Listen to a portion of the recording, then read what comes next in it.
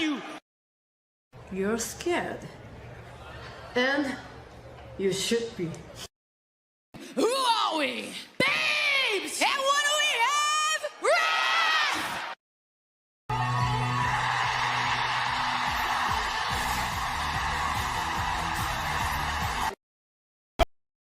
We got a mom in the front row who taught her daughter how to suck dick! I'm Mina Shirakawa. I used to be a model. I want to put on a big show. Whoa!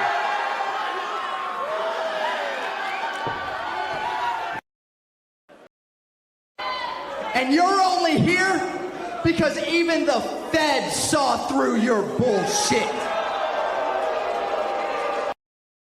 What is going on, everybody? Welcome once again to the Saturday Shenanigans, hosted by yours truly, the Renegade J.J. Williams.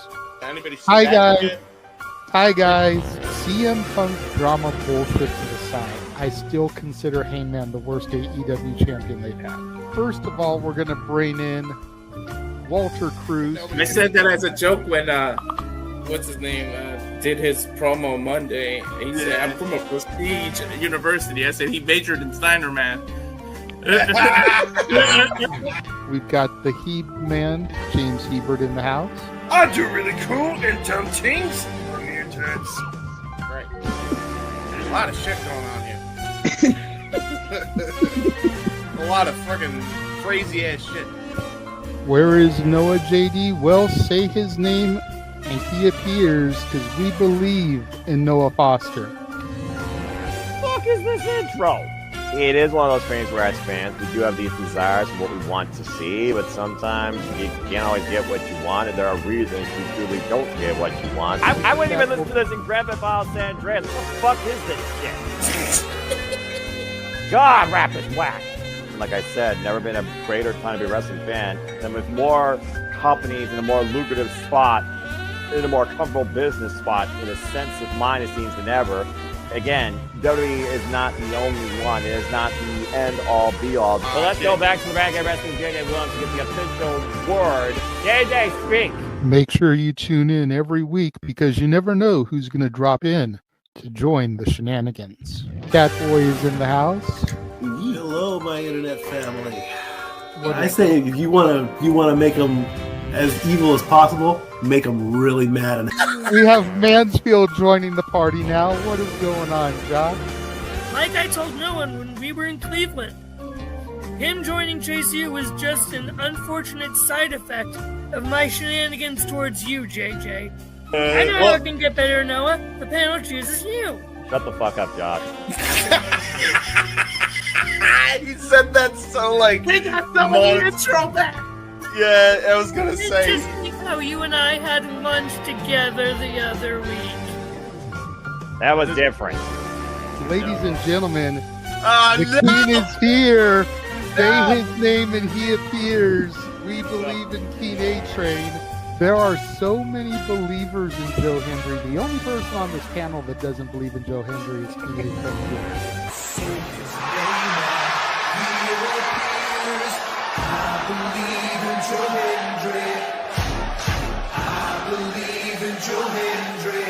Tell the world why you do not believe in Joe Hendry. The reason I do not believe Joe Hendry is he is Fandango 2.0 in a entrance merchant. I rest my case, Your Honor. Hey! There's nothing wrong with being an entrance merchant. He has some of the best entrances of all time. Teleporting into the command center, all the way from Angel Grove High, Datilla. Oh, yeah. I went to the command center on Thursday. I went to Vasquez Rocks, which is where they filmed a lot of episodes. Somebody actually climbed to the very top of those rocks. I made it halfway. I was like, I'm not going up there. Definitely Toni Storm versus Mariah May. That's the one match I probably am looking forward to the most. I really like the story. I'm familiar with all about Eve, so if it plays out that way, I kind of know how this is gonna go. Say goodnight, Datilla. Good night. James, you did say his name. So he shall appear, ladies and gentlemen, the first time on the shenanigans. Jeff Meacham is in the motherfucking house. we're coming in hard with the botch. All right, fucking hell. It's good to do that. It's good to have an opportunity to talk to the crowd on a Saturday. If you want to have yourself stomach through it, you can go back and watch when the Main Event Mafia took over Impact. That's what James is talking about. So if everybody just joined us, we're talking about people sedating people, attempted murder, boys, and tips. Welcome to Saturday Shenanigans, everybody. Aren't you glad I'm back? Welcome back, Jim. Cool.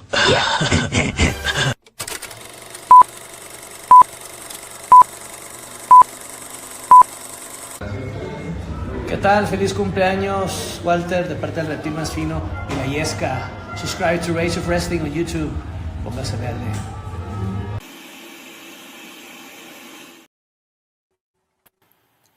What is going on, everybody, and welcome once again to the weekly insanity that is known as the Saturday Shenanigans. It is I, your host with the most, your moderator extraordinaire, the Renegade of Wrestling, JJ Williams, joined by the Simple Man, Noah Foster, joined by the Heat Man, James Hebert, for tonight's special interview. Before we bring in our special guest, we do have a special panelist for this interview, and I am not just blowing smoke here because it is largely due to his interactions with tonight's guest that I decided to message and reach out to her to see if she would even be interested. So I promised him that he could be here for this. Oh. The Canadian king of food, Nick, is here. Oh, what's going on, ladies and gentlemen? Fellas? But tonight isn't about Nick. It is about the Conduit of Karma, the good witch herself. Kaia McKenna is here with us this evening. Hello. Good evening. How are y'all doing?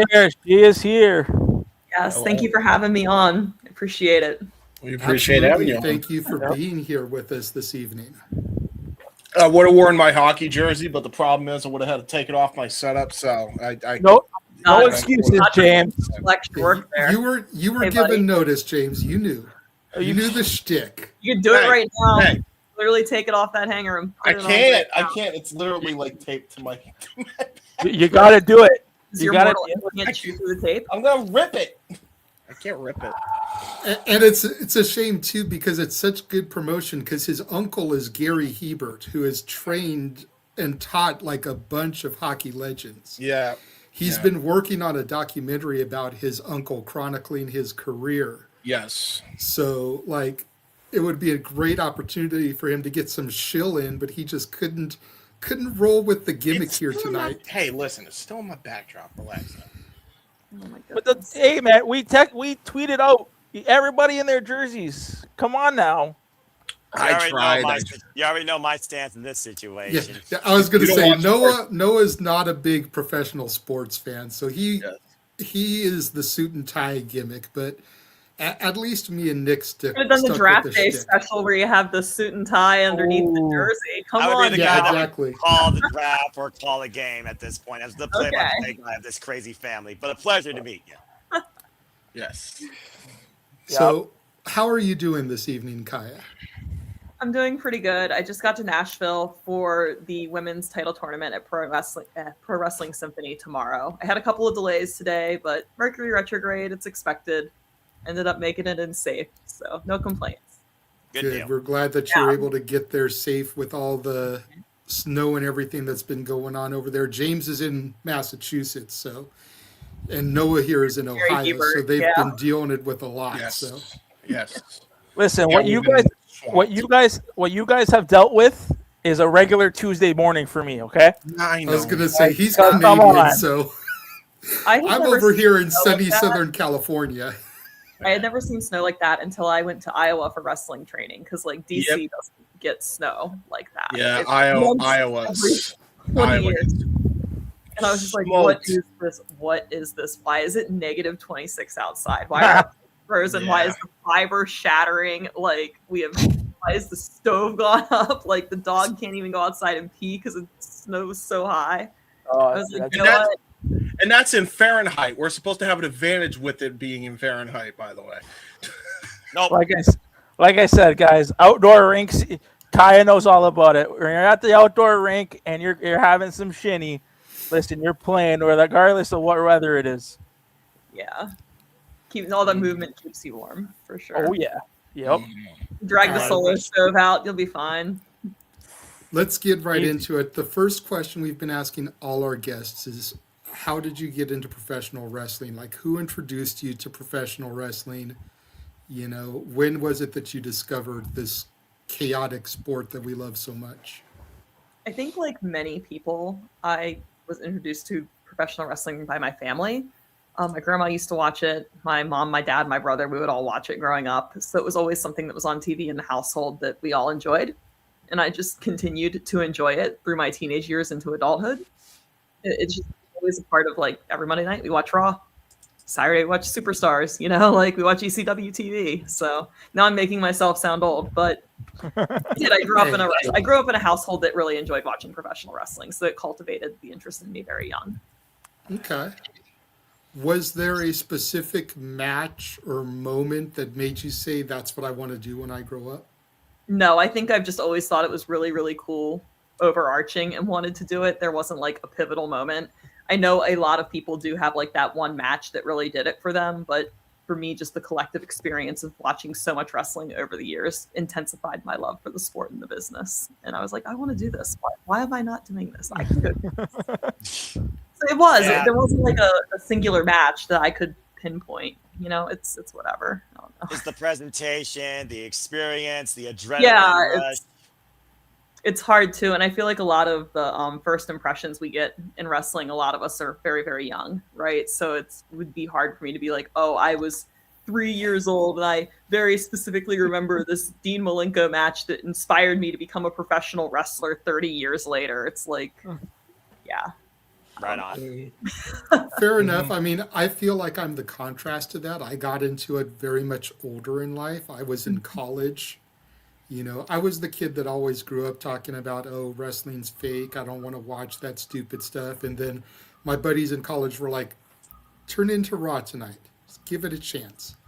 And I saw Stone Cold, I saw The Rock and DX and everything, and I was hooked ever since. So I kind of came into it later in life, but a lot of people I feel are like you, coming into it in their childhood.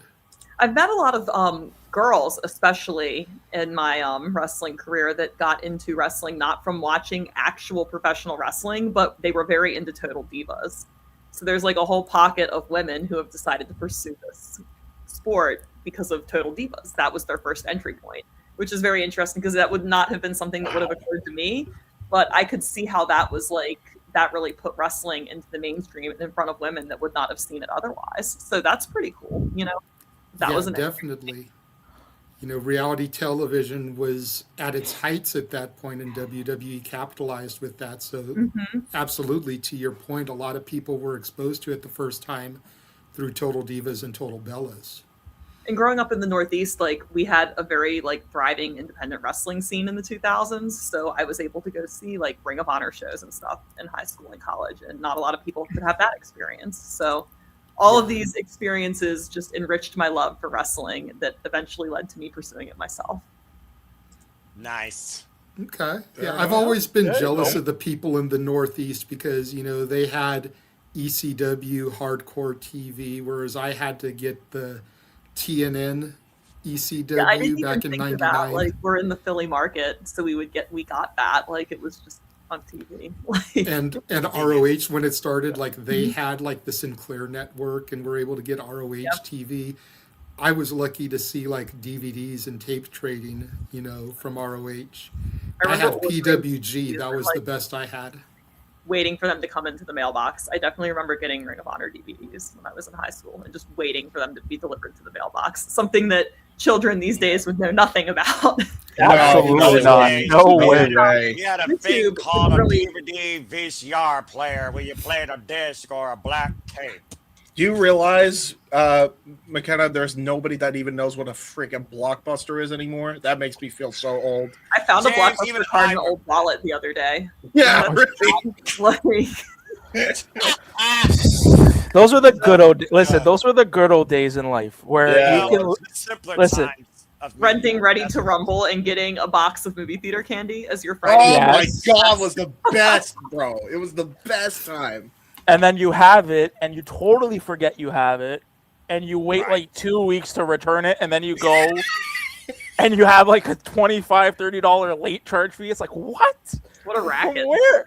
Easy way to get money, though, that's for sure. And they couldn't repo your stuff either for it either, so you could actually get away with it. I love the fact you brought up Ring of Honor because, of course, one of the Ring of Honor OGs is Tyler Black, Seth friggin' Rollins, who, of course, had a hand in training you. Of course, you are more of a technician style, as I've seen some of your work. So how did it come about with you getting trained by who now is known as the Architect, Seth freaking Rollins? How did that come about?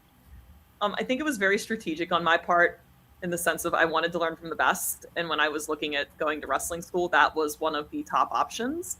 Another thing is with the location, there is not a lot of wrestling training that's of that caliber available in the DMV. You would have to go up to, I don't know, New York or New Jersey for Create a Pro or to Philadelphia. Now, for me and anybody who's familiar with the traffic on I-95 in the Northeast, that is very hard to do all of that constant commuting back and forth and hold a 9-to-5 job. So when it came down to it, I was like, I can go learn from Seth. I can go learn from Merrick. They're two of the best. It's 3 months. You know, my lease is ending. We just go out there and do this and then reevaluate when it's over with. And that will save me the strife of having to try to hold a job and drive back and forth to Philly or New York or New Jersey like 4 times a week over the course of however long those programs were that were much longer than 3 months. It would save me money, wear and tear on my car. Like, it just made sense to do that, in addition to the fact that you would be getting world-class level training. So that was what kind of was my motivating factor for going there, was it just made sense. I have a follow-up question to that, because you mentioned technicians that you looked up to, like Dean Malenko. I have like kind of a modern question. Of all the people you've ever like fought, who would be like the best technician you've ever been in the ring with? That I've personally ever been in the ring with, I actually have not had a lot of matches against people who have that in their skill set, weirdly enough. Fair. It's not as common with female competitors. I think you do have women out there who are excellent technical wrestlers. You have Deonna Purrazzo, you have Nicole Matthews. You know, there are women who excel in that particular subset of skill, but there's not a lot of them. And I've not gotten to have a lot of those matches. And I really would like to maybe have some of those matches in 2026, because I think that is an underrated, underutilized skill set, and showcase it in women's wrestling. Yeah, it's one of those things where you talk about technicians. Most people go to the Dean Malenko, the Bret the Hitman Hart, the Kurt Angle, the Brian Danielsons, and for women, love Yave too. I love like Negro Navarro and Sky. Yes, like absolutely. Yeah, and Helico is underrated. I pull a lot of influence in my moveset from Yave style. Yeah, I've noticed that the hybrid Yeah, Lucha Libre. it's different. It's so different. We all do the same shit. You guys know it. Like, how many like corner and Zaguris have we seen? How many cutters have we seen? Like, how many spears have we seen? Like, we've seen all of the stuff multiple times on shows. And I was like, man, how can I just be a little bit different and stand out? Like, I don't want to do what everybody else is doing. And it's also like a very smart way to wrestle too. You know, and Danielson, despite his injuries, because of the way he works, he's still able to continue to perform in the ring, right? Or he was for a period of time after his injuries. Yeah, in this group, everybody knows this. I am a technical wrestling nut. I love the mats, the holds. I love like the psychology behind it. Speaking your language for sure. Yeah, like you're speaking my language 100%. I so appreciate that there's a woman who appreciates the technical aspect of, you know, the holds and how to do them well. Because to your point, like you see a lot of guys do that, but it really did hit me once you pointed it out. Man, there's not a lot of women doing that. No, there's not.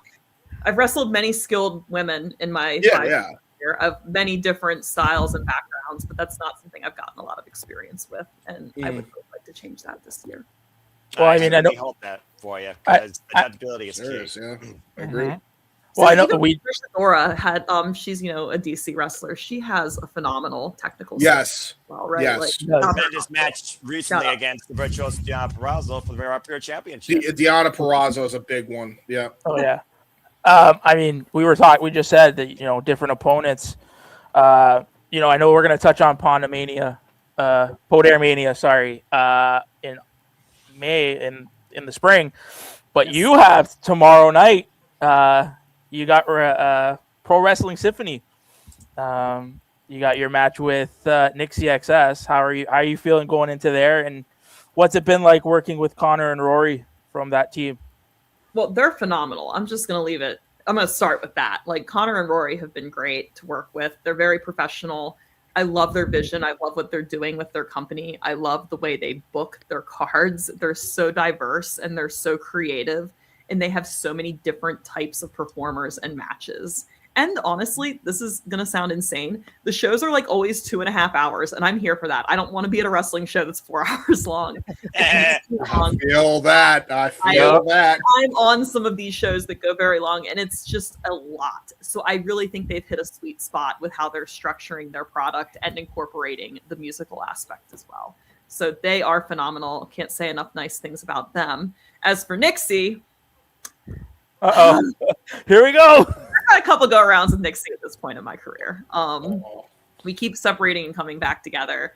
And it's kind of cool because every time we get in the ring again, enough time has passed that we've each gotten better. We've learned more things. We have new moves. We have new tricks. We have new things we do. So it's kind of nice to always revisit past opponents and test yourself again, because you also learn a little bit about them and about their game. And like, yes, the physical game, but with her, it's a mental game. It's 100% a mental game. She is so good at just creating so much chaos and noise that it's very easy to lose focus, and then she'll get the upper hand. So really big on blocking out the noise tomorrow, because that's what it is at the end of the day. It's all just like noise and distraction. You've got to just be dialed in, you know? Yeah, you had to be able to Quick follow-up to Nick's question. You're undefeated in Pro Wrestling Symphony currently.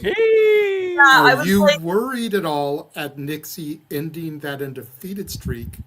And if you get past Nixie, and I'm only throwing we have faith in you. I'm only throwing the if out there because we got to be neutral here. Mm-hmm. Do you have a preference in who you want to face in the finals, Freya the Slayer or Jazzy Yang?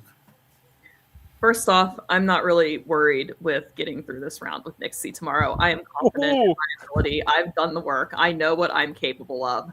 I know what I can do physically. I know that my mental game is more dialed than it's ever been before, and I have no reason to doubt myself or my abilities going into that match tomorrow. So we're just it's not even a thing in reality. Right? We're just going to own our confidence. More people need to own their confidence and trust their abilities. As for the final, after I defeat Nixie, I will be faced with either Jazzy Yang or Freya. And Jazzy's very athletic. She moves very quick. She's got an impressive and, I'm trying to think of the word, unorthodox moveset, right? You never know what she's going to hit you with. Is it going to be physical? She's got great strikes. She does have some technical chops. She's got a good drop kick. I've seen her pull off moonsaults. So you're going to have your head on a swivel if you're wrestling Jazzy, because she's going to be moving and shaking the whole time. Very high energy, very athletic. Freya is one of the few people in professional wrestling, or women, that is taller and stronger than me. I'm just going to admit that. Not by much, but it's certainly a factor, and I don't have too many opponents where I have to fight up from underneath. So I've certainly taken that into consideration, and it's made me kind of retool a little bit how I'm going to go about my match, because some of the things I may do regularly, I might not be able to do to get an upper hand on her. So I welcome that challenge as well. Either of those women would be a wonderful opponent to have in the final round. Personally, I think I'd like to see you go against Freya. I went back and I watched the Kaia McKenna's Road to Undeniable video that Symphony put out. Yeah. Yes. And, Thick and Wicked took on the Mistresses of Mayhem at Heroes. Shout out my girl Judy. Yes. But it was Big Booty Judy that got the pinfall. So I'd kind of like to see you take on Freya one-on-one and hopefully get the dub in this instance and become the inaugural Symphony Women's Champion. There can only be one first, baby. There will be many after, but there can only be one first. And that would be a great way to start my 2026. Only one. You were also the inaugural Focus Pro Women's Champion, correct? Inaugural Focus Pro Women's Champion. Yeah. Defeating Gypsy Matt. Yeah. I trapped her underneath the ladder with brooms after I powerbombed her, so I could. That was brilliant. And I mean, going back first full circle, Nixie's coming after that too, apparently, right? So I did have a successful title defense against Nixie a few weeks Oh, ago. she did in it. Massachusetts at Focus. There you Pro Wrestling. go. I learned a lot from that match, so I'm hoping to carry that in. I was going to say, piggybacking on your history with Nixie, you defeated her for the WrestleMax Women's Championship, correct? Which you currently still hold. Yeah, we're trying to go 3-3, 3-3, 3-0, or 3-0, I should say. We're going 3-0. Just keep the slate. Just sweep it. Well, it's like Clean you want to sweep. say like wrestling is let's say wrestling's like a real professional sport. It is, but let's just say it's structured like a real sport, right? And we're all in our divisions. Those would be our territories. Of course, you're going to have more experience wrestling people that are in your quote unquote own division versus the person who's across the country that you wrestle once or twice a year. Like familiarity. The Caps are going to have more experience. Oh, here we go. Versus San Jose. It's just an example, right? So when you have somebody that's in your quote unquote division or your territory, and I lived in the Midwest for a little bit, you become very familiar with their body of work because you have more matches with them versus someone that is necessarily not in your pond or your territory. And then that's a whole new challenge. No, that's a fair comparison. And, you defeated Brooke Havoc in the quarterfinals of the tournament.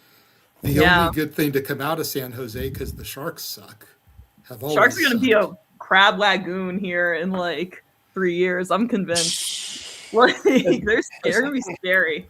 The Sharks. We'll see. They have to surpass the dominance of the Kings in the last few years. And I know the Kings have sucked lately, but 2012 and 2014. I mean, I was there when we won the cup both years. So yeah, you would know, especially being Mr. California. Speaking of the hockey division is hot garbage. Sorry. Yeah, I was gonna say it's or like bad. garbage, as we say up north, right? Garbage. Listen. That's a I Boston thing. Was it Vegas is winning the Pacific Division and they've not beat a playoff team in 16 games recently? Like, what? Okay, sure. I guess you're just gonna sit back on your laurels and watch the Central Division eat each other alive and pick the scraps in the conference. Must be so nice. Not be a competitive division. Our friend and the founding father of all this, Jeff Meacham, was supposed to be here. He had some personal stuff he was going to do today and running late, but he'd be enjoying this hockey conversation as well. Listen, guys, it doesn't. Sit up nice and pretty like a little Labrador Retriever waiting for that Western Conference final. Listen, it don't matter. It don't matter because the Leafs are taking the first overall pick. Okay, it's because they suck. That's why they get the first overall pick. We're shit this year. Who would you pick first overall if you were picking for the Leafs? Ooh. I gotta take McKenna. McKenna. I would take Keaton Verhoff. Like, you know how hard it is to find a right-hand D like that. It's just got size and presence and moves the way that kid moves. Like, yeah, but you need. McKenna's obviously a generational talent too, but I think that's a much harder position to fill as the right D.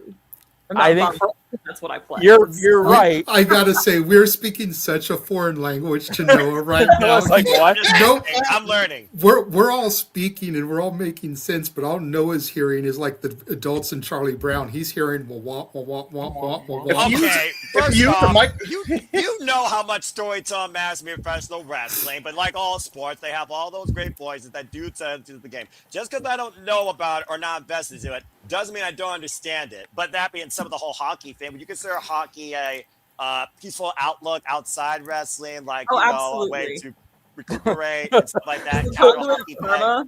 I am all about balance. My life needs balance. It needs family. It needs friends. It needs things I do that are not professional wrestling with people that don't wrestle.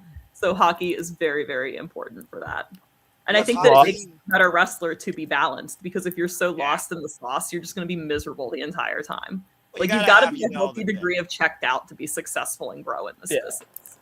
This is a perfect transition because I had hockey questions for you as well. Knowing that you're a hockey fan, how did you become a fan and what is your team? I don't know. My mom was pregnant going to hockey games with me. Okay, that's the same with Jeff. Jeff was almost born. Always been in a hockey family. I don't know what to tell you. No, that's fair. That's fair. Jeff was almost born at the Forum during a Kings game, so that's how far along he was going. Yeah, there was probably a chance. That probably was in the cards. I could have been born in a Caps game. My mom used to go a lot back Okay, so the Caps are your team? Yeah, from DC, Okay. so the Caps are my team for sure. Fair enough. Fair enough. I know you have a hockey background. You actually Yes, this is play? my Kaia McKenna jersey with the bug on it, but it's Aw. like old school 80s Caps with the stars on the sleeve. Nice. Oh, Yes. dude, you got to send me the link for that. That looks sick. I think I have one left. I'll have to do another order. I think I'm gonna do some with like the goat skull, but like the Screagle from the 90s. So hockey was like your first love before wrestling? Oh no, I've always liked them both. Like I grew up Yeah, watching yeah. hockey and wrestling, and I would go to a lot of hockey games as a kid. Yeah, I've always been very invested in both. See, I'm rocking a Keen's Hockey Fights Cancer jersey. Yeah, that's nice. I love that. The name and number on the back are my grandma / great grandma and the years that they passed away, because they both passed away a couple of weeks apart in '97. So I figured my Hockey Fights Cancer jersey should be a tribute Very to them. appropriate. Yes. So, Good stuff. They passed away from cancer. What position do you play? I'm a right defenseman. Okay. And what's the team do you play for, or do you just play leisurely? Just play leisurely at the moment because Okay. of professional wrestling. I'll do like subs sometimes because like my position's hard to find.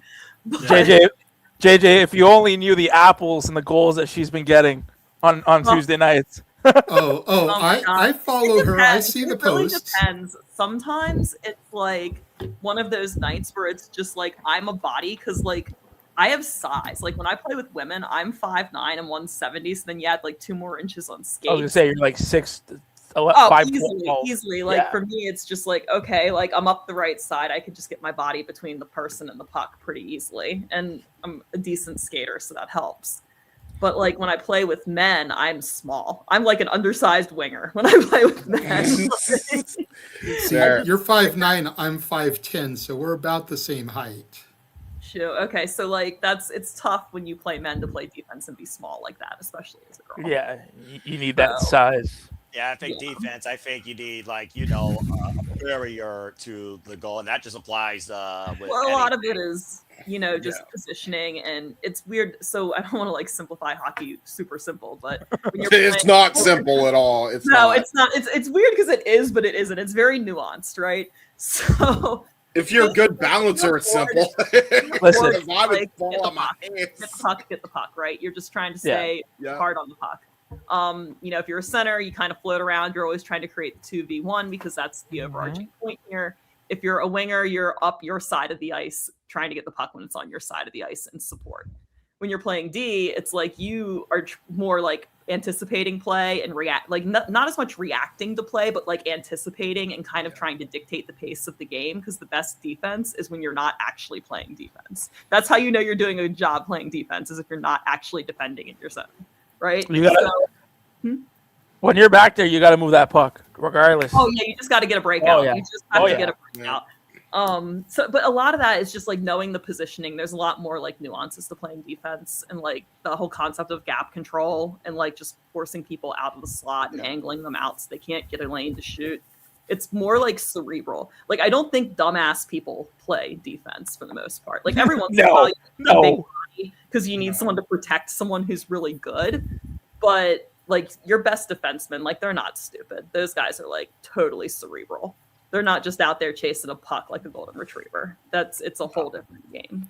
So I got a follow-up question also, because it's a good tie-in. I just have this because it Hockey it 101 real quick. Sorry about that. Yeah, I was gonna say, I'm loving this, and loving I know you're a woman after James's heart now, because you talk technical wrestling, Yes. and you're very knowledgeable pretty about much. hockey. So well this is the thing too. So like you talk about the technical provisions of being a defensive player in hockey, which is so accurate. It's unbelievable. You talked about balancing life to kind of be checked out, but it as literally also balance. I feel like it helps when you're in the ring and transitioning from hockey. Does it help when you're in the hockey like ice rink, like, and then transition into a wrestling ring per se? Does it help you It's balance? absolutely fantastic cardio, and it's a lot of rapid deceleration. So I think that it's good athletic movement for professional Yes. wrestling, in the sense of you look like an athlete when you move, and B, you're less injury prone because you're used to athletic movement. A lot of professional wrestlers lift weights, but they don't train like athletes, so that's why they have injuries. You know, I think Yeah, it's because like, well, I noticed too, because like there's been like a few people that have had a hockey background that transition into professional wrestling, and they always have the best cardio. They always have really good limb strength. wrestling moves You have really to have- slow for me. This is going to sound so nuts, and maybe you guys. Yeah, It yeah. does. I know Yeah. how people feel like in the ring they're rushing around, but like for me, because hockey is played so fast, like it's Yeah. so fast, like you're Yeah. flying out there. It's Yeah, nuts. you are like it is Like absurd. when I get into the wrestling ring, like it feels slow because I'm used to things like when I play hockey moving so quick. Yeah. And I also feel like I see the ring, like they talk about the 200-foot game, like in Yeah. hockey. Mhm. I Yeah. see like the 18-foot game in the ring. Like I am very aware of what's happening in the ring, if that makes sense. I have good ring awareness, and like when sometimes stuff gets off the rails, or like we need some positioning assistance or whatever. Like it doesn't stress me out like it does some other people. Like You're quick. You're quick to adapt. Yeah, I can see everything. And I think a lot of that just comes from hockey and the position I play, and just having to constantly be aware of what's going on and where people are and what your options are. To Right get on. People So are I going to think have a hard time it's attacking you that from behind. aspect. Then shit. There you As go. far as like it's not going to give you like the moveset edge that like gymnastics is or something, or anything like that per se. But I do think that it makes you tough. It gives you athletic movement, and it gives you really good situational awareness. Yeah. Okay, you may have just answered that, but I was going to ask, to piggyback off of James's thing, if there was anything from your hockey background that you've brought into or incorporated into your wrestling set. I think that it's just like being a barn animal when you get in the ring. Like so many women look so soft when they wrestle, and it's like you need to look like you want to kill somebody when you wrestle. Like everything needs to have intention, and so many of the girls are very fluffy. And I see it in guys too. Like I don't want to just say, oh, women are soft when they wrestle, but I see a lot of men that wrestle too. And it's like I can clearly tell you've never actually hit something in real life. Like you've never been angry. You've never wanted to push somebody through a wall. You've never. Oh yeah. Like, you don't know what that feels like, and I can tell by how you move. So I think that like the rage, like hockey rage, or like just that when you're like a gamer like that, it does translate in the ring, because it's like you get moving and you get dialed, and it's like you're a beast, dude. Especially if you structure your moveset in a way that like lends itself to that type of attitude and movement, right? Like I do supers and bounces and big boots and like big strikes and like hip attacks and like just stuff that's very physical. I think the physicality is certainly something that helps, is like knowing what it feels like to be physical and to play a physical game or to have a physical match. Because if your wrestling doesn't look physical, it's stupid. Like it's what are we doing here? It looks fake. You don't want this shit to look fake. No. I hate that so much. So do you ever like? I mean, I've heard a bad strike and been like, "Oh, that looked fake," and I'm mad about it. Like, so I I'm was all aware. Like, when I we're was all gonna say. it, I was gonna say, yeah, like when you're in the ring, do you must once or twice might have shooken your hands a little bit, like, let's Tilly. Yeah, it's called set the tone, right? We know. There this. you go. It's set the tone. Definitely wrestling. It's a give and a take, and being aware of your opponent and what they're comfortable with and what your comfort level is. So, some people, it's like hockey. There's an etiquette to fighting. You can't just go grab somebody and beat the shit out of them. Everybody's got to agree to it, and you fight and you shake hands afterward. It's a gentleman's sport. Wrestling is the same way. You have a lot of respect for your competitors and their boundaries and what they're willing to do. You're trusting them. You need to be aware of this. You can't be a jerk and take liberties with people. So you have to really be respectful of your opponents in wrestling as well. Well, like anything, there's a trust that goes into it. You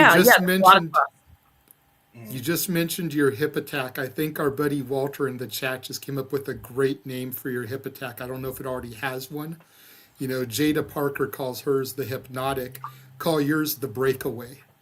I call mine run them, fill them in, because there's two. I was gonna say, I think one of our first interactions was she posted. I think it was you posted a video, and then I commented on it. I'm like, yo, you should totally call this move like game misconduct. Like we've already like that. Yeah. We've already been guys. We've been down this road. We've been down the road. No worries. That's why I love having you here, Nick. Like I said, we wouldn't have even connected with Kaia if it hadn't been for your interactions with her. So Well, we're having fun tonight, Yeah, boys. true. We're having a good conversation. So it's all about the NBA here. Go ahead, Speaking James. of I think Walter, you were bud. going to ask something.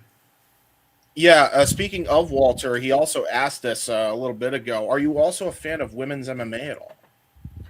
I actually don't know really anything. I don't know anything about women's MMA. I don't watch a lot of MMA, admittedly. I'm sorry. I'm so sorry. I know you're that's probably pretty You're disappointing. fine. Don't worry about it. I feel Don't like it would be apologize. better to be honest than try to be like, yeah, Ronda Rousey's so cool. Like, I don't follow it. I really don't. We appreciate the honesty. Yeah, but, you know, I the fact I that you were think such a those girls technician. are so Yeah. tough because I would not want to get in a cage and fight. I can tell you that right now. That is not something I have any interest in doing. Right. So No I need to do have apologize. a lot You're of good. respect for them, and I think it's really cool. But it's just not ever been something I've been into. I've always just kind of been like pro wrestling and hockey. Fair enough. Fair enough. So, James, you got one? No, I'm good. I'm good. Okay.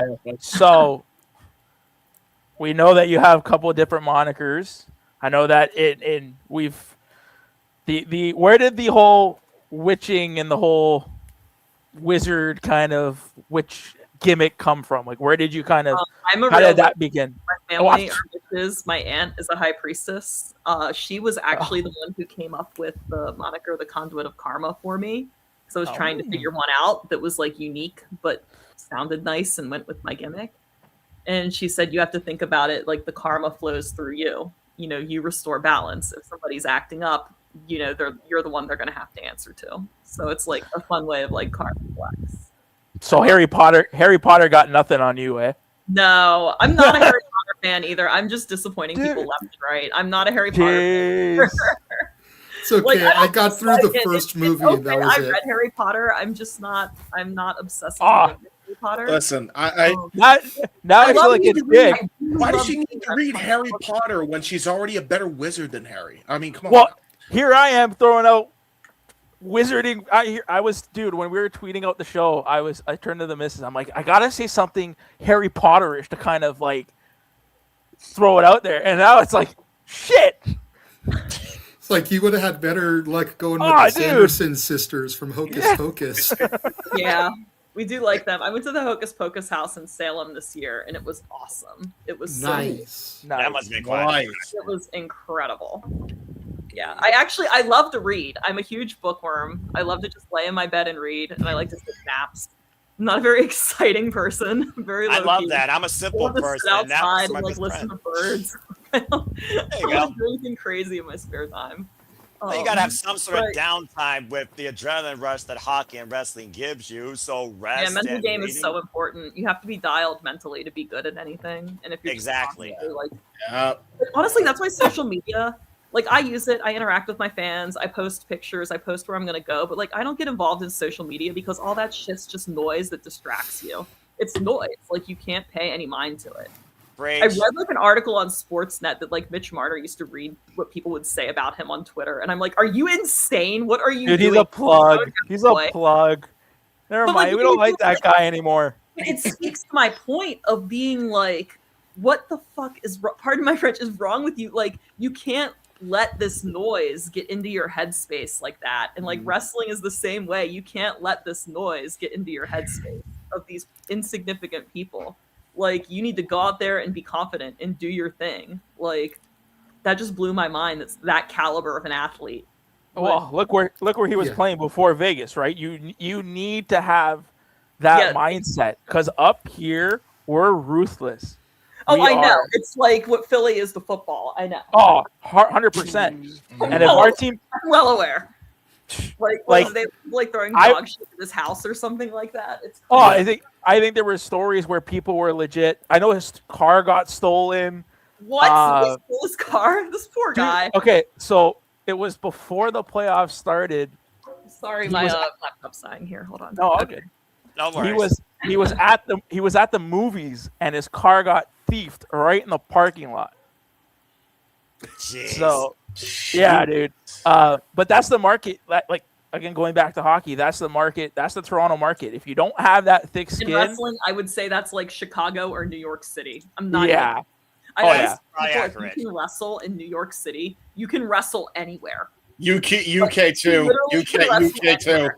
If you can Especially have a match Manchester. live in New York City proper, like you can wrestle anywhere. I'm convinced. That is they're a very good crowd. They're very passionate, but they're a very tough crowd. Like they have a very high expectation of you. And if you suck, they're gonna let you know. Oh yeah. 100%. So Two things real quick. I love the passion of the New York fans, and I love that about them, that they have such a high standard. But like, it is a good measuring stick for you as a wrestler if you can go into a market like New York or Chicago and have a match and like be successful. 100%. That means you're doing something right. Preach, accurate, simple as that. This woman has got the wrestling psychology down to a T. God bless you. I was going to say two things real quick. Number one, you don't have to apologize for language. This is the right show for that. Accurate. You came in during the middle of the intro. You heard some of the language in the intro, so don't feel like you got to apologize. And two, to Walter's point in the chat that I brought up, you are speaking this man's language. He's always talking about he doesn't click, he doesn't scroll, he doesn't have notifications turned on for his social media. I don't see three words that define him is protect your mentality. Protect your peace. Yes. My social media feed is like hug videos and like how to get better edges when I skate and like I want to cook and like Yes, it's very happy stuff. It's books I want to read, like it is so hockey hard memes, like wrestling memes, like yes with the cat memes, yes I've been 100%. through, and I actually like there's a feature on Instagram and Twitter where you can like remove things that it's like qualified to be your interests, and like I have removed everything that's like negativity, like indie wrestling crap that I just don't want to see because people are being insane, anything that's diet culture, any plastic surgery shit, any low carb unhealthy eating recipes, anything that would be disruptive to your peace, right? Like any trolling, like troll accounts, like I just have all of that taken off and blacklisted. Anything political, I don't want to see any of that shit on social media. And I have a very curated little stream of content that makes me very happy, that I love, and I'm fine living in my content bubble with no negativity. Me too. Yeah, it's hard. It's hard when you're in a negative rabbit hole sometimes, and you're trying to remove that negativity. It's a process. It's a process to do. Well, and being a performer in wrestling, right? Like, I don't want to say nobody wants to help you, but it's like nobody's your friend. No one wants to help you. No one actually wants to see you get better.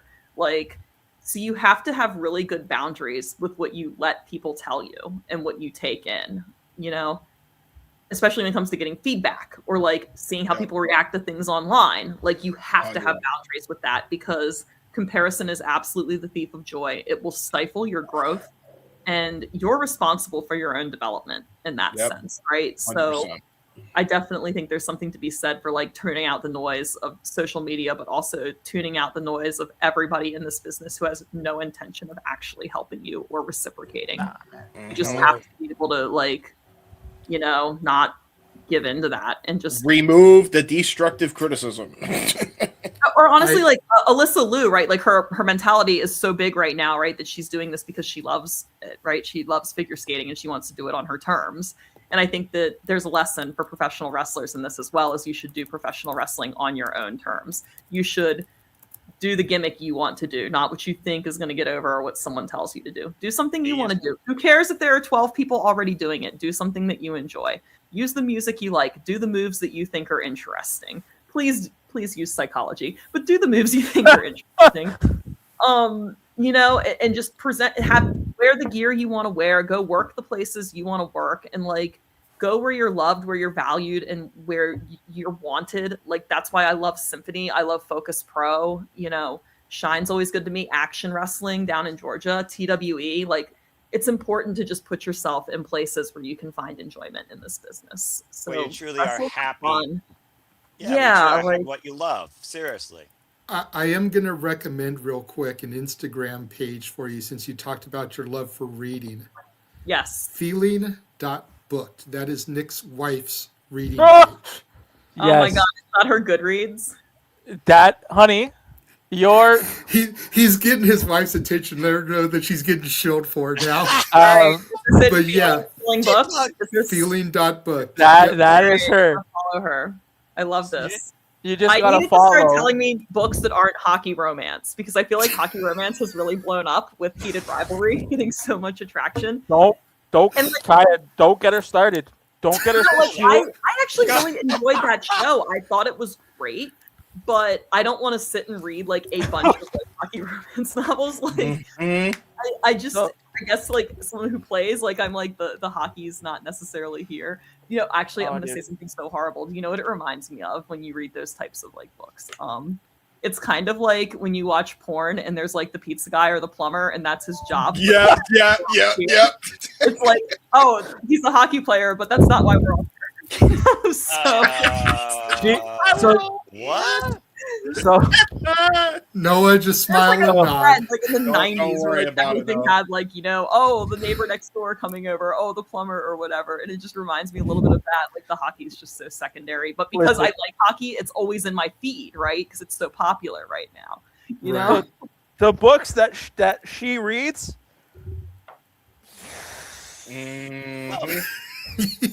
Oh, you mean the books And that I like she's the romance novel. And like I said, I really enjoyed Heated Rivalry. I thought it was great publicity for the sport, honestly. Yeah. I thought that it was a very healthy portrayal of a relationship because there's so much crap we watch on TV these days where like relationships are abusive and toxic.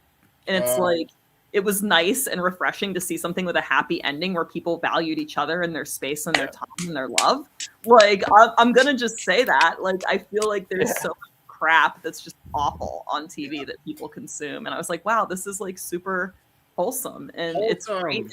It represents like an underrepresented community. It gives them a voice. Like, yeah, I thought it was cool. I enjoyed it, but I don't want to read 40 more. No. What's your favorite book? My favorite book of all time, Fight Club. Oh, okay. Good one. Okay, Fight Club. All right. Yeah, you know, I've never read the book, Fight but Club. I've seen the movie numerous times. Huge fan of the movie. Don't talk about the Fight Club. Yes. First and second rule of Fight Club: you do not talk about Fight Club. Exactly. Yeah. So, I love the Kaia, Judges List too. The Judges List is one of my favorite books as well. I think I've heard of that one. It's a Have John you Griffin. wrestled overseas or thought about wrestling overseas? Talking about the noise of the audience and figured about. I would love to go overseas. I've been trying to for years now. I don't know how people do it. Like I can't crack the code. I did get the luxury of wrestling in Canada a little bit this year for Destiny in Toronto, and then Love Wrestling in Edmonton, and that was incredible. And I look forward to coming back to both this year. But I would love to wrestle in Europe or do Japan at some point. Yes. That is something I would love to do. Future reference to possibly hook you up with a connection. One person that you should definitely get in contact with is a Rev Pro staple, Joe Lando. He's fantastic. Such a great wrestler, great athletic, Will Ospreay type wrestler. He is very good. I think he's the Rev Pro cruiserweight champion over there. So definitely somebody you want to get in touch with if you want to go. Listen, I don't mince words. I would love to see you in Japan and beat the shit out of some people. Fair. Between Stardom, TJPW, right? Gold, I mean, you definitely have given me some food. You got options. Based on her style, I would love to see her take on the likes of Shuri and her proficient striking and technical style. Oh, it would be so fun. I would love that. I really would love that for this year of my career. I've been definitely grinding and putting the work in, so I think that I've hit a point where that would be really good for me to do. So every match is a learning experience. AEW. And again, you named Dion Perazzo. I would love to see you go after the Ring of Honor. Yes, Clearly, your I would foundation love in to wrestle wrestling Dion one day for sure. Your foundation in wrestling echoes what Ring of Honor Pure Rules was founded upon. So I think that you are definitely made for that. I'm trying to remember. There was a Pure Rules match from like my brain, 2005 maybe. And I know Alex Shelley was in it. But it was like, you know, the gimmick with Pure Rules is you only get so many rope breaks. Was it you get 3 or 2? 3? 3. And like the whole match was structured around somebody ran out of the rope breaks and then they used a submission in the ropes to get the win. And I thought that was so clever.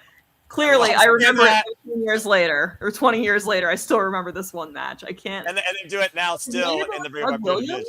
Oh God, I'll have to see if I can find it on YouTube or something. But I just thought the structure of that match was like, that was so cool. Like, what a good way to like reinforce the gimmick of the match and the rules of the match. Because a lot of times when we do gimmick matches, like we just throw it out. We just forget the gimmick, right? And I love that just visited the gimmick and reinforced the rules the entire time. Like, one of my big wrestling pet peeves is like a ladder match with a bunch of other random weapons in it. Because like it's a ladder match, use ladders. Like, use your ladder. The tables. Like, everything should be about the ladder and climbing the ladder and reaching for the title. And don't get me started. So like, yeah, or like a cage match. Like, I hate a cage match with a ton of weapons inside of it, unless it's like Hell in a Cell or War Games, right? But if it's just a regular good old fashioned steel cage match, use the cage. The cage is the weapon. I want to see how creative you can be with that cage. How many different ways can you use the cage itself as a weapon? That's what makes a cage match cool, in my humble opinion. So you understand the psychology of what wrestling is supposed to be versus. I had a really good teacher. Shout out Seth Rollins. He is phenomenal psychology teacher when it comes to professional wrestling. That's fair. They call him the architect for a reason. Absolutely. Like, anybody can teach you how to get in the ring and do a forward roll. Not everybody can give you the knowledge that he has, and he's so giving with his knowledge transfer. Like, having him as a resource is incredible. Respect. I don't doubt it. I was thinking, when you were talking about going to Japan and wanting to wrestle overseas, clearly I don't know the promoter or anything, but I know that Dragon Gate is going to be following Poder Mania on Wednesday. Yes.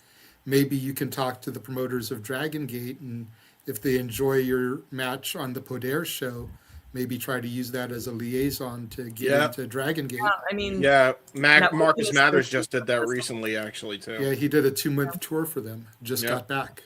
Yep. Yeah, networking is definitely key in this business. That is for sure. And Mania Week's a great time to do it. We got a couple of questions in the chat room along the same lines. Our buddy Safet asked any wrestler that you'd like to wrestle, and Ash elaborates a little bit on it. What are your pro wrestling bucket lists as far as opponents and venues and places that you'd like to wrestle? My Canadian connection.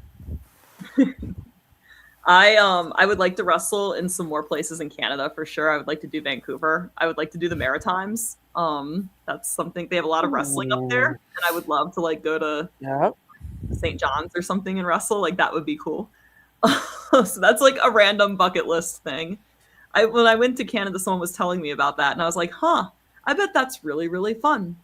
So I would love to get there and do that outside of the usual, Japan, Europe answer everybody gives. I really would like to go to Vancouver and work in the Maritimes. I would love, as far as like dream opponents, again, like Deanna would be fantastic. Nicole Matthews, I would love to wrestle her. I've not wrestled Kenzie or Kylie Page yet, and I think they're phenomenal wrestlers. Those girls are awesome. They're very fierce. I would love to work either one of them. I would love to have a singles with Ava Everett. I think she is absolutely phenomenal as well. She understands 110% what we are trying to do here in professional wrestling. I would love to get in there with her and have a singles. There are so many talented women these days that I would just love to share the ring with. So that's just a small little sampling, right? 100%. The whole women's game changed with the women's evolution back in the day. And the and like, I grew up, I got to see Shimmer, like that was when I was watching wrestling when I was in college and high school. So it's like, I look at people like even Mercedes Martinez, I would love to wrestle her. I think of women who paved the way for us, like Allison Danger, Daisy Hayes, Mischief. Like, those women are just incredible trailblazers, and I really would like to see them get more love in the future too. More up and coming women's wrestlers, shout them out and pay homage to them, because they walked so we could run, for sure. Amen to that. Definitely. I think Mercedes Martinez is on her retirement she is, year. Yes.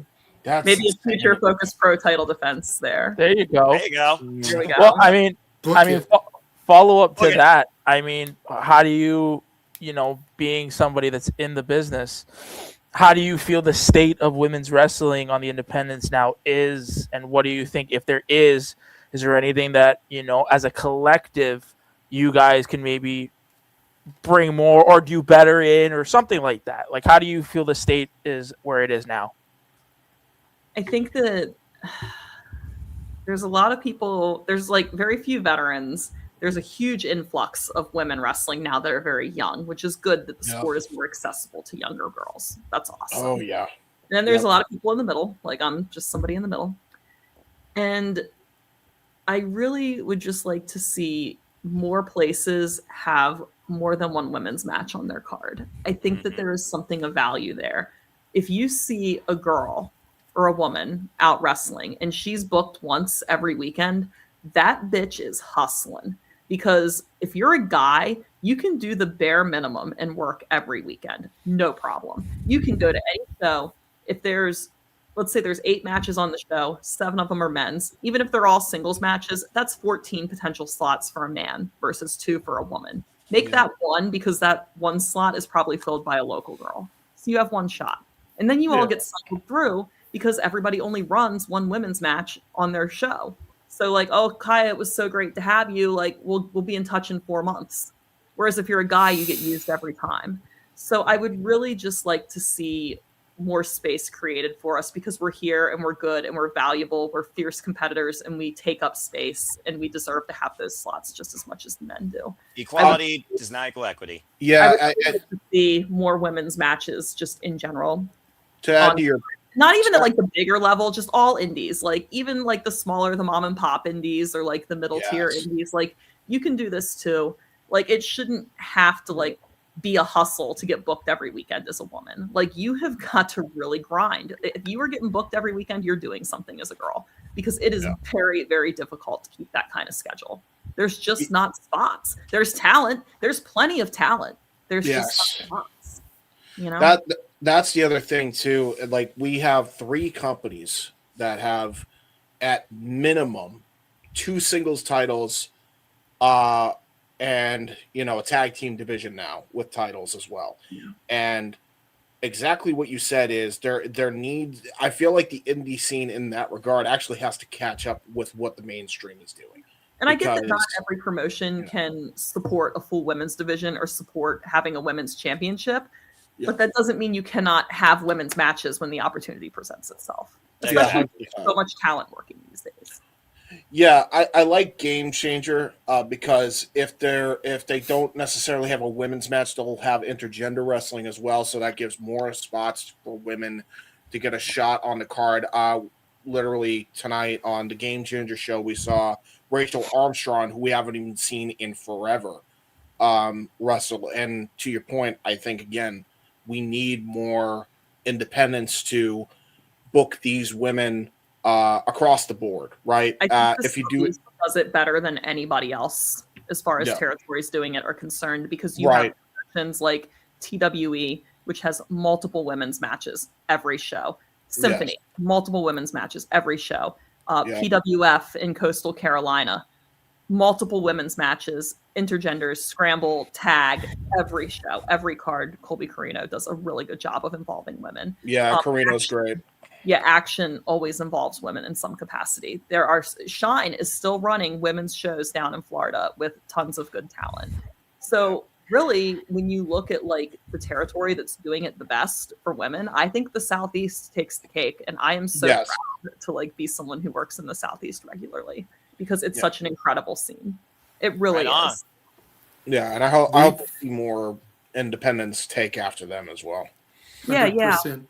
We're huge advocates of women's wrestling here. If you can't tell, that's kind of how we got connected with Ed. Codermania, right? Like Ed every year in Vegas runs a show for women and like gives us the stage and gives us time to shine and gives us good matchups and like more people. Like, I mean, that he does that. He could do anything with his money, and that's what he chooses to do, is to support all of us on the biggest weekend of the industry.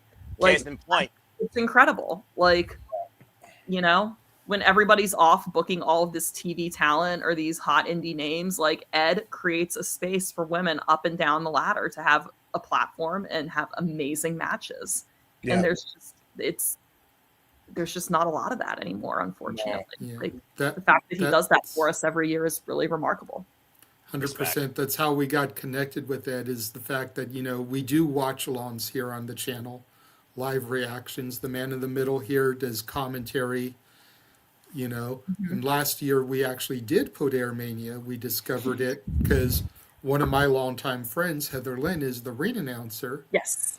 So saw that she was booked for it. We were like, oh, snap. Okay, I want to do this and support a friend. And then when everything started getting announced for this year, reached out to Ed. He was gracious enough to come on the show, started reaching out to you ladies.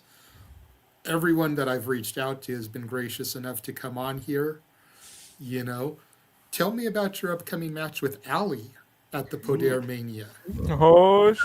I've known Allie for a minute because when I first got out of wrestling school, I did a lot of ring crew for GCW where she was working quite regularly. Okay. So it would be really nice to finally have a singles match with Allie. It's been 5 years, and you know, she's real big on her intuition and trusting her gut and listening to her heart. But for me, it's like I fully believe that my spiritual guides are going to be with me throughout this entire match, and they're going to carry me to victory. So it'll be 1-1 Bun versus 3-3-3, baby. Triple Goddess coming out on top. There you go. I like that. I like that. You said that you did ring crew for GCW at one point. Do you keep up with the shows? Periodically, like I've been wrestling more myself lately, so a lot of times on Saturdays when they're running, I'm out on my own show. But if there's someone that I want to see their match, I will go back and catch it. Or if I happen to be there, I will see it. Most of the wrestling I watch these days is like in person at the shows I'm on. I think, I enjoy watching it in person. I mean, I still catch Raw, I still catch SmackDown, I still catch AEW when I can. Right. But I really enjoy, like, I like when I'm first or second or third because then I can like change and watch everybody else wrestle, and I really enjoy seeing it in person. It's fun. So most of the wrestling I'm consuming these days is in person at the shows I'm on. No, honey, that's a good point. I didn't want to sidetrack talking about a company that you don't work for, but knowing that you are going to be facing Allie, you know, and knowing that this is going to be part of the whole It's a big matchup. Allie has a lot of momentum. She's coming back off that leg injury. She's definitely raising her stake on the indies. So for me, it's a good challenge, you know, and I love it. I love a challenge. I love to challenge myself. Right. But what I was getting at is with this being part of the whole collective, they've been doing this thing in GCW there where her former partner, Effie, has been on this downward spiral, actually threw the towel in when she had a title match a few weeks ago. I was curious if maybe Effie could play in any part in this story because they've done that before where a GCW angle has worked into another show on the bigger collective. You know, I'm not Effie's handler. Effie gonna do what Effie wants to do. Fair enough. It does seem that if Effie does interfere, it would probably be in my favor. So why would I be opposed to that? Saying like, as long as you get the win, right? Throw that out there. Track record here, a win's a win, you know. So y'all heard it. If Effie gets involved now, I'm the one that threw it out there. It don't matter how. It don't matter how. It's how many. Look, karma, yin yang, they have two sides. There is the good, there is the bad. Whatever's going on between her and Effie is between her and Effie. Like, if it happens to benefit me, I will gladly take the dub there. What is a win? I try to stay out of it. It's not my business what's going on between the two of them. I like them both, but a win is a win. Rage of Wrestling, a win is a win for sure. Accurate. Get it done. The goal doesn't have to be pretty. All right, just definitely. As long as it goes in, it doesn't matter how it goes in. Cherry pick that shit. Do it. Oh hell yeah! Rage of Wrestling is one of the regulars here on the panel. Me and him are actually going to be in Vegas for Mania Week. We have front row for Poder Mania. We'll be there for a bunch of the shows, so we'll be looking forward to seeing you live there. Yeah, like I said, not every win's a pretty one. Like for every goal that's like a beautiful, like just clapper right from the hash marks, there's about 5 goals where people just hacking the fuck away, hoping something goes in. Listen, you gotta get it record done. book just shows that you won. It doesn't say how. There your winner. For every Ovechkin goal, there's always a Tom Wilson goal following right behind it. There you go. Tip-ins. I mean, Nick, you played, right? Did you guys ever do tip-in at Pracky? Like where coach would just rip clappers and you'd have to try to tip them in? Dude, my home is in front of the net. Nobody's pushing me. Nobody. I'm that fat fuck right in the Try to get a tip in. Oh yeah, I'm right. Did you ever do that drill? Did you ever do that drill where you'd stand there? 100%. Yeah, and try to just deflect. Yeah. And then you have your one teammate that just wires it right at your knee, and Nick's you don't. hard on the puck, guys. He ain't moving. Dude, you're not. No, I'm in front of that net. You ain't moving me. That's my home. In the words of John Cena, go puck yourself.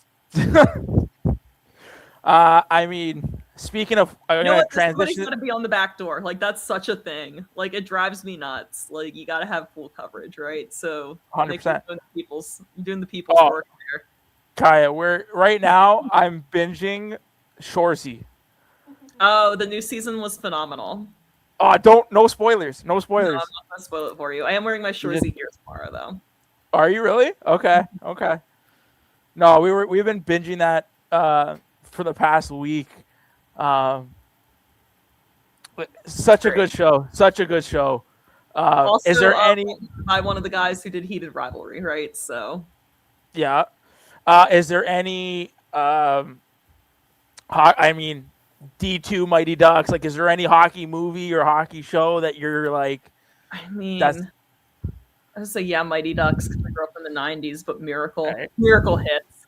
Oh, It's Miracle! so good. Miracle's a good one. Miracle's I'm a big Mighty Ducks fan. Miracle hits. I've actually got 3 of the D5 Ducks jerseys in my closet. That's one for Fulton, one for Bombay, and one for Banks. And I've got a Happy Gilmore jersey in my closet. I could definitely do like Mighty Ducks themed gear. That would be cool. Oh, dude. That would be dope. I saw the pictures of, and I really love getting off the hockey for a second, your Boba Fett inspired gear. Yeah, I love Star Wars fan, and Boba Fett was always my dude. I'm a huge Star Wars fan. I love my Boba Fett gear. I think it's my favorite one that I made. I did a whole bunch of like Star Wars gears when the shows were having a moment because The Boba not only do I Babe. love Star Wars, but I thought it would be a great way to kind of grift on social media and just get in front of some people that aren't wrestling people.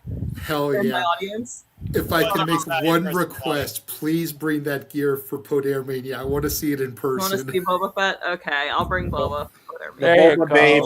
By the way, So there you go. By the way, the Boba Babe is crazy. Who came up The with Boba Babe?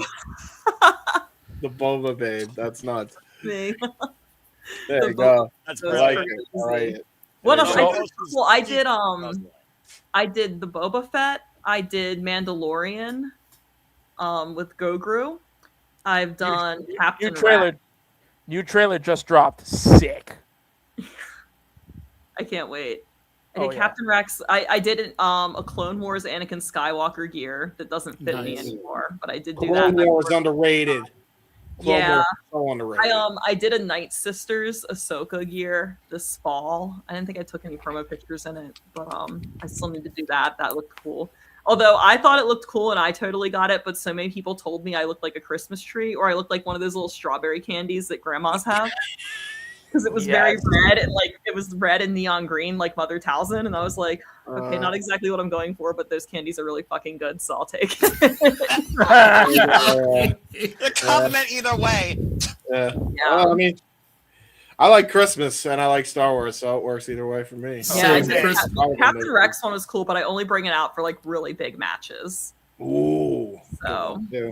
because like it's white, like all the gear is white, so Good I won't stuff. try to have it for a very long time. White could be an omen, though, for success or failure. So It can, yes, or death match, right? right? Yeah, for real. Wear the Captain Rex gear the next time you know you're going to bleed because the blood will get all on it and it'll pop Ruin my big white time. gear. Talk My about white your gear that body. took me hours of my life to sew. I will do that. So you sew your gear yourself? I do. I make all my gear. Sometimes, like if it's a Nice. street fight, I'll wear the Bad Batch gear because it's like with the face paint, it looks like really crazy and cool. Okay. So I'll do that one. But That's cool to know that you're talented, that you make your own I gear. do. I make all my own gear. I'm a very good little seamstress. See, my granny hobbies: reading. How long does it take you to make napping, an outfit usually? sewing. How long does it take to make an outfit, JJ? It depends on like how involved it is. The Boba Fett one took me 2 months of just Damn. Yeah, it's a lot of work because you can't. Yeah. Just, if I were to sit down and do it all the way through, I could probably get it done in a week. But like, that's not life because I work a job and have other shit that I do. See, I ain't got no patience for that. Okay, Yeah, it takes time. I'm working on a Caps gear one right now, and it took me a while. I was looking for like yellow hockey laces for Ovechkin, right, to like put in the gear, and like I could not find yellow laces in the DMV to save my life, like because every little kid just wants to be Ovi, so like they never have them in stock. I finally got a set of yellow laces for that gear at a Pure Hockey in Medford, Massachusetts, when I wrestled up there 3 weeks ago. Nice. It's like nobody in Massachusetts gives a shit about Ovechkin. So Yeah, Medford has a lot of those. Yeah, but like you would know, Boston boy. I would. Yeah, I would. See, it's like the yellow laces are hard to find. Oh yeah. Set to put into that gear, so I was excited.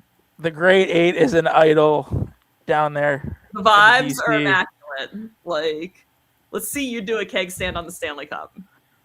Come on. We haven't won a Stanley Cup since '67. Why do you have to bring it up for? 6-7. Sorry. Oh God. I was gonna say he hasn't won a cup since the league expanded. We're not like supposed to talk about when we do extra work with WWE and stuff, but like last year I did extra work in Minneapolis right before the Stanley Cup playoffs, and they had the Stanley Cup there. And Nice. one of the keepers of the cup, Howie, was there, and he was nice enough to like let me hold it and take a picture with it. Nice. Oh, that's cool. Because when the Caps won the cup, they did bring it to the bar I was working at the time, but we were like just getting our shit kicked in by the 2,000 drunk people there to see the cup. So it's not like I got to enjoy it. See, I find it weird that you guys are so excited about seeing the cup. For us, it lives here, so it's just like Yeah, you just go down the street. I just go to the Hockey Hall of Fame and just go take a peek, take a gander of it. No, Well, they had yeah, it. it lives there, but it's not like you guys have won it in how many years. They could look at Why? But why? But why do we have to go there? Listen. When was the last time the Because- Kings won a cup? 2014. Okay, so the Caps are the most recent out of all of us. Yes, Yeah, yes, yeah. yes. They are. But we've still had it more recently than the Leafs. Yes. The Leafs haven't had it since we became a team. Listen, we're retooling, okay? We're retooling. Yeah, yeah, Doing, a like, 60-year for retool. that day too. They were like asking like a bunch of the wrestlers like what hockey slang meant, and it was kind of funny to just kind of sit Oh there my and gosh. film this because like CM Punk knew a lot of it, but he's like a hockey guy, so that makes sense. But yeah, it was funny. That was funny. I can see. Were you guys all just like chirping, just No, I back didn't and see forth? it. I sat there in quiet because like you're a guest in someone's house when they invite you in. I just observed. But Yeah. Sports fans always say next year. Walter's like, there's always next decade, Nick. Listen, guys. What do you want me to do? What do you? I can't lace them up. Pray and hope for victory. How about that? Sweet victory. we- If the we got- Raptors can finally win a freaking NBA thing in 2019. Maybe your Leafs can win 2029. I don't give it credit, buddy. We're gonna be here for a while.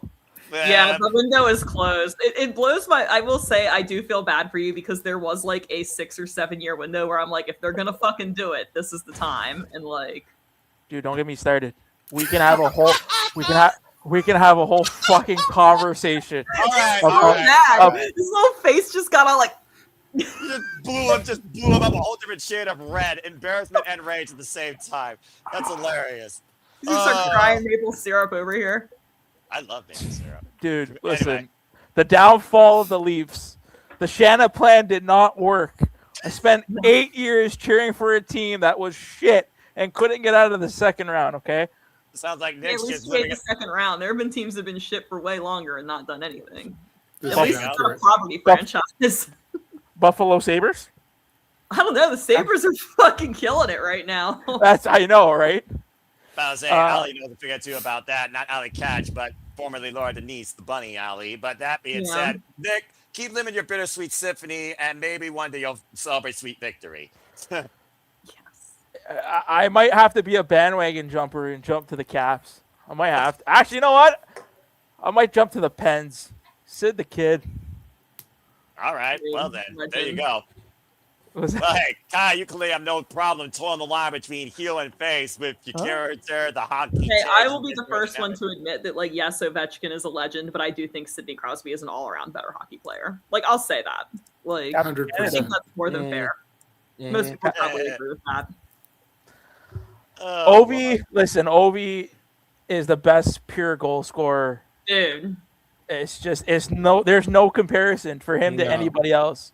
I'm going to miss the Sellies. Like, I love that this motherfucker has scored like 900 goals and still celebrates every single one like it's the first time he scored a goal. Like, incredible. He's so like, mint. We have this energy in wrestling where like every time I win a match, I celebrate it like it's the first time I ever won a fucking match. Like, dude, his best Selly was either his 52 goal where he like his stick was hot. Oh, hot stick. Yeah, or the one where he scored on his back. Right? Yep. I didn't know this turned into ESPN and outside ice hockey. I mean, I guess street hockey is the substitute, right, Kaia? Yeah, I mean they used to have like the professional league or whatever down in Florida, right? I've seen videos of that. Yeah, I think they still run it. I think they run just like shinny. It's not. I don't think they run an actual league. It's not like they're playing. No. But I mean, is there any other sports that you're like I know hockey's up here and everything else is down here. I'm a Commanders fan. I do like football. I'll watch football. I like the Nats. I'll watch baseball. I don't really know too much about basketball. There you go. Oh man. Yeah. Sorry. Well, again, it goes back to being multifaceted and also having that balance to being multi-dynamic because hockey's now a year-round thing. So I was wondering, outside the hockey season, is there someone that's in that downtime? And you answered that question, outside your hobbies. And you seem like quite a resourceful hobbyist. Reading, napping. Definitely love the napping. Napping. I'm a nap queen. I'm a sleepy queen. I love naps. 3 o'clock hits, I'm going to the couch. Where's my nap? Me too. Same. Thank you, sister. If Noah's not playing video games or watching some kind of wrestling, he's napping. He'd be napping. That way he can have his energy to deal with our antics. My day job is on a computer, so I don't want to spend free time on a computer if I can avoid it. Thank you. If you don't mind me asking, what is your day job? I'm a graphic designer. Oh, okay. Wow. Oh, wow. All right. I mean, you could probably literally create like your own like graphic logos for. I do. I make all my own merch. Like, it's great. Do promoters ever ask for your assistance in doing graphics yes, for? But nobody in wrestling wants to pay you to do shit, so I don't take freelance work from anybody in wrestling. Sorry, please don't ask. Fair enough. No, that means again protect. I don't like it takes time. Pardon me, it takes time, and I work a full-time job, so I don't know. I hear it. That I'm not making wrestling flyers for $50. I'm sorry. It's not. The end has to justify the means. The amount of work we put in has to justify the profit. Yeah, and just like again, making sure you have balance. And it's like, yes, I could probably make a little extra money doing it. Yes, I like wrestling, but like, I just don't want to share all of my gifts with every person. Like people, like when you share pieces of yourself with the world, people snatch and claw at it and tear it away from you. And it's like, there are just some things I want to keep for myself. I like my art for myself. I don't want to make gear for other people. I don't want to do graphic design and design logos and stuff for other people in wrestling. Like that is mine. That is my little competitive edge.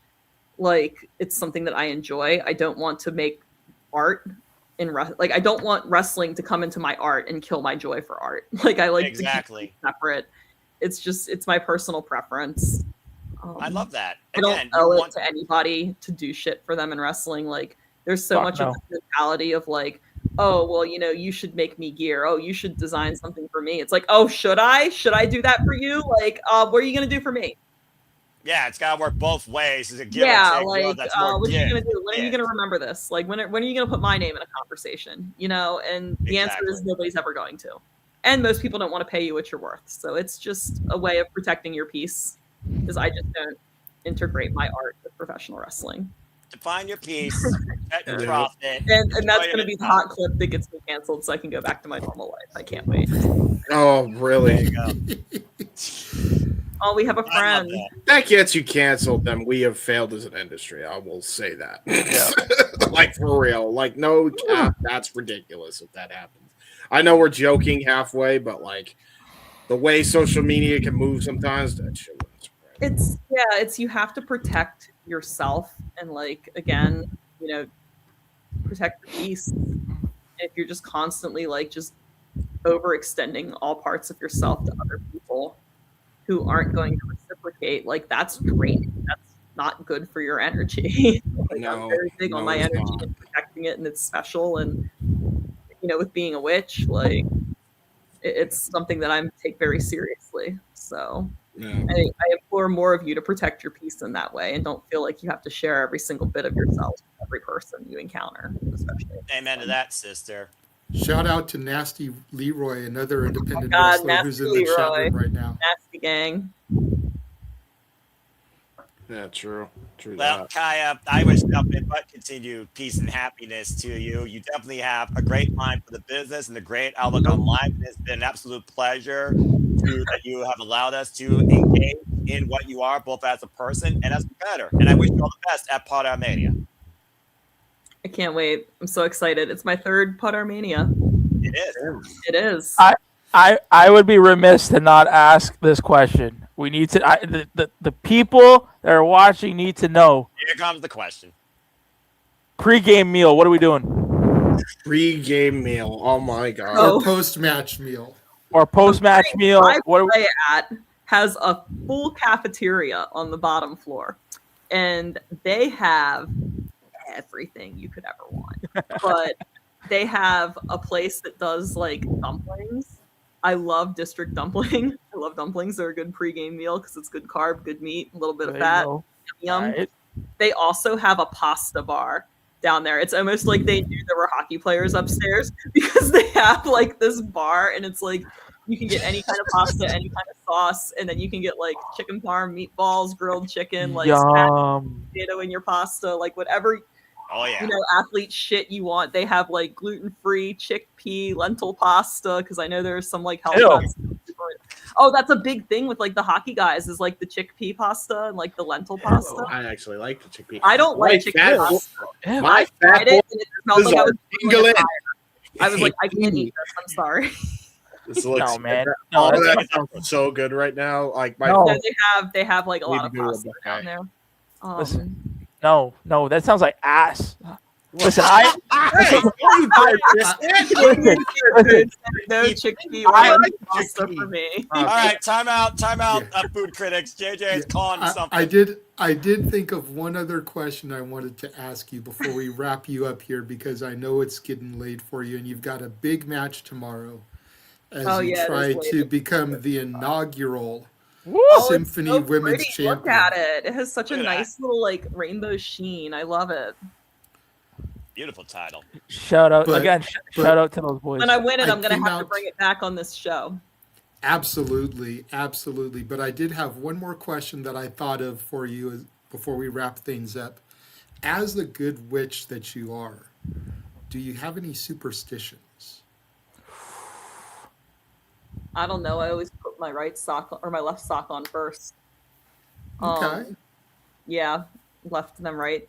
When I stir things, I always stir clockwise to bring in good energy because counterclockwise is like taking it away, if that makes sense. Which it also serves a purpose. Stirring things counterclockwise can serve a purpose depending on what spell you're doing. But when you stir your coffee in the morning, it's like mindful magic. Just stir it 3 times clockwise. I always do that. I'm not actually too superstitious when it comes to things like that. I think that when things that are symbolic break, they're protecting you and it's okay to get rid of them. For example, if you have like a mirror or something and it breaks, get rid of it. If you have a crystal and it breaks, get rid of it. Anything that like is special that breaks was protecting you and it's okay. Like it might be a little sentimental and it might suck, but like that's a big superstition I have is like things that break were protecting you in that sense. So just quick follow up. I know from your other matches, the crown that you're wearing right now, what does that symbolize? It is the triple moon, so it's the triple goddess, the maiden, the mother, and the crone. This was actually made, there are 2 pieces. One is just, makes it a little fancier. But this one was made for me by a witch in the Ukraine, so I will probably never get another one at this point. I don't even know if she is still making them. I have no more contact with her, unfortunately. But it's very special, and it has the triple goddess, the maiden, the mother, and the crone. So that's cool. That's actually really cool. Really cool. That was a good question. No one's ever asked me that before, and it's a very girl. I got you. Yes, I that love was a that great symbolism. witchy question. I really enjoyed that That's question. that's really informative. and Leroy in the chat is saying that you taught him about manifesting. Yes, yeah, it's a thing.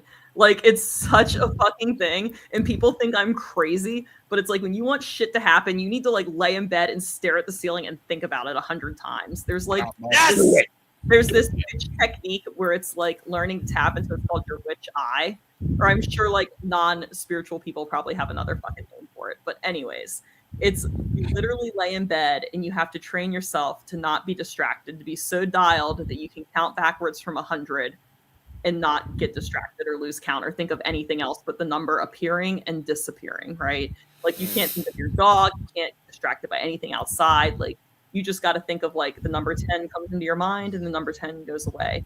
And you do this, right? All the way down to 100. And that's how you learn how to really focus and set your intentions. And then shit you want to happen, you literally lay there and you think about it. It's like, I can't think of the way to describe it. Really, it's a way of honing your focus. Like professional athletes do shit like this. Like it's a thing. Like there was that clip going around. It made me think of, it's so funny. Like not to go back on hockey again. This made me think of, when I heard it the other day, I was like, that's not as crazy as it fucking sounds. They had like Jack Hughes and he was like, oh, you know, I couldn't sleep. I was laying in bed and my brother asked me what I was doing. And he's like, oh, I'm thinking of scoring the game-winning goal tomorrow. And it's like, you know, I know he's like being a smart ass a little bit, but I bet like there is a thing to that. Like if you can just visualize what you need to happen, it will fucking happen. And like visualization is such a strong tool. It's such a strong mental edge if you're someone who can visualize like that. One of the ways like I use like my witchy visualization powers too is when I'm trying to like remember my matches, not to pull the curtain back too much, but everyone has their way of remembering things. And for me, like I will literally go sit in the front row and just like stare at the ring. What I'm doing when I'm sitting at the ring, I'm not crazy. I'm not talking to my dead. I'm not crazy. You're not Toriano. You're not talking to the turnbuckle. Don't you bring that name up. But what I'm doing is I'm sitting there and I see the whole match happening in front of me like I'm watching a movie. And I will visualize that like 10, 20, 30 times before I have my match. So that way when I go out to have my match, I'm like, I've seen this shit before. You know, like you're fucking locked. You're locked in. Yeah, just like fucking dialed. Like head empty, no thoughts, just wrestle. Just wrestle, Matt, turnbuckle, wrestle, you know? Don't think, just feel. I do, but I sit there and like people will walk up to me all the time and be like, you okay? And I'm like, bro, do not break my focus right now. Like I am Fuck off, my guy. I'm like, it's like dialed.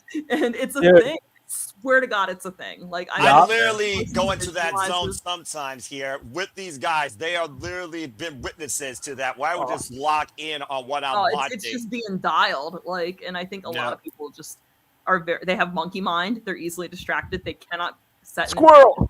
Yeah, they cannot set an intention. They cannot focus. Therefore they will never be able to visualize and truly hone their power that we all inherently have. We're all born with magic. It's just learning how to use your gift. Dude. Manifesting.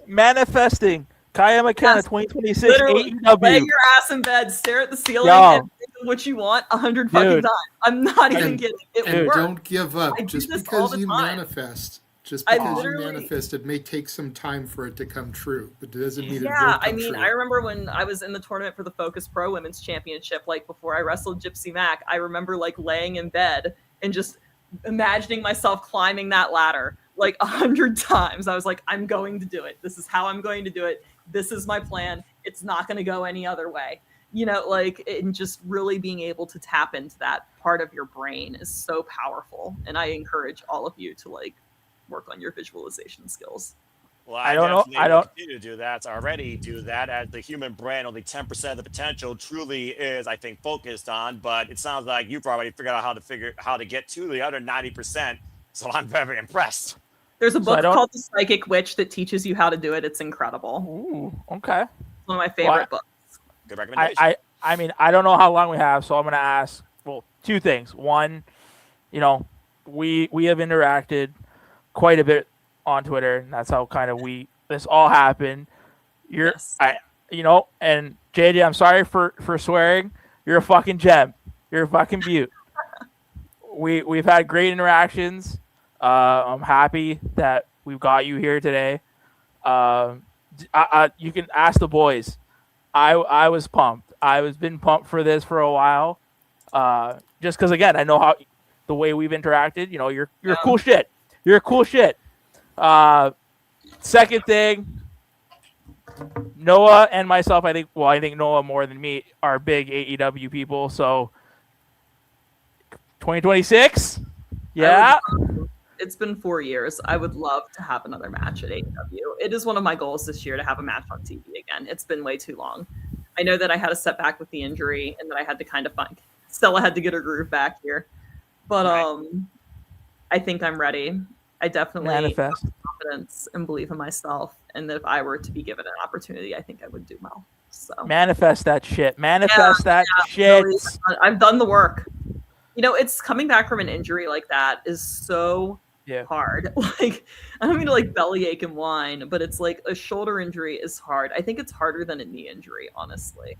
It's like, it's so finicky. You're just gimped up for so long. The rehab is grueling. There's such a mental side to that recovery too.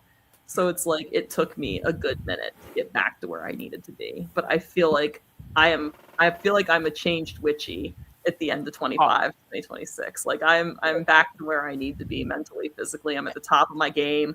I'm in the best shape I've ever been in. I'm moving better than I've ever moved. I'm racking up more wins than I've ever won before. Like everything, the sky is the limit. So you're fucking locked in. You're locked in. Dialed, baby. Oh yeah, hell yeah. Well, I think that's a great place to end it here. Kaia, thank you so much for all the time. Thank you for fun. We had some good combos. Absolutely. Why don't you go ahead and tell everybody out there where they can find you real quick? That is my handle on all social media, on Facebook, Instagram, Twitter, TikTok, Blue Sky. My store is KaiaMcKenna.bigcartel.com. I do have merch there. If you go to any page and it's not that URL, it's not me. So sorry, questionable. But it's not you. MCK, it is in fact me. I will always be available to interact with you within reason. I probably won't answer your DMs. My DMs are a hellscape, but if you tweet at me, I try to reply to you as long as you're not being an insane, crazy person. So like you know. Hey man, listen. The first tweet we ever talked about was her doing a hockey drill in her living room, and I'm like, SmackDown, yeah. And kind of that's where this came. That's where. God, I don't chop lettuce. It's just that green biscuit makes that sound that makes it sound like you're just chopping. When you're that was the worst. When I first saw that, I'm like, what is she doing? It's just the way it's like. There's like it like rattles when you hit one of those. Have you ever used one of those? Yeah, I'm like, oh, that doesn't sound great on the video, but. But I mean, I'd like to see anybody complaining about it. Come try to do it. Okay, that is literally my energy for this. Is like pull up, put on skates, and try to fucking do it. It's so easy. Try to do it. You do it. Hardest game. Hardest. Listen, it's the hardest game out there because you got nothing on your feet but 2 inches of blade. That's it. And then, like I said, our interactions have been great. I thank you for being who you are, and I'm glad that we have some sort of acquaintance or friendship now, and I hope that you come back and we talk to you more because it's been fucking solid. Absolutely. Thank you so much. You're welcome. Absolutely. Thank you all for having me, and I can't wait to see you in Vegas this year. It'll be so fun. Absolutely. I was just going to say, I know myself and Walter, who's been in the chat, looking forward to seeing you and meeting you in Vegas in a little over a month. Hopefully, I gotta book my flight. I haven't booked my flight. You're the worst. It's okay. I still haven't got my Greyhound ticket. I haven't booked my flight. Fuck it, just do it. Well, hopefully when you come to Toronto. Hopefully, you come soon. I'd love to. Yeah, I'm gonna have to stay up on that. I didn't want to go when it was cold. I know that makes me such a baby, but I was like, nah, man, it's fucking cold out here. Leave the winter. No. But hopefully, next time you come out to Toronto for a show, you definitely. I got you. I got your back. Sounds good. But again, Got you. Kaia, thank you so much for joining us and everything. Everyone out there, make sure you follow her on the socials at Kaia McK. Kaia MCK. Yes. Kaia Mac. Kaia McK. We look forward to having you again at some point. Good luck tomorrow.